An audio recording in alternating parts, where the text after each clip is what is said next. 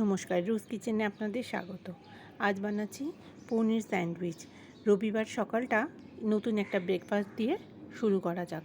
সুতরাং বাইরে থেকে খাবার আনিয়ে খেয়ে রবিবার দিনটা সময় নষ্ট না করে নিজেরা ঘরে বানিয়ে হেলদি একটা ব্রেকফাস্ট তৈরি করে নিন। এইভাবে 2 মিনিটে হয়ে যাবে। ঘরেই থাকে সমস্ত উপকরণ। দেখুন, সাধারণত এই সব উপকরণগুলো ঘরের মধ্যেই থাকে। আমি প্রথমে ব্রেডটাকে একটু কেটে নিয়েছি, ব্রেডটা সাইডগুলোকে বাদ দিয়ে। ওগুলো একটু অন্য কাজে, তাদের জন্য যখন করবেন তখন চিজটা একটু পরিমাণ মতন দেবেন। আর মশলা মধ্যে যে চিলি ফ্লেক্সটা দিয়েছি সেটা বাদ দিয়ে দেবেন। দিয়ে সেখানে মরিচের গুঁড়ো দেবেন।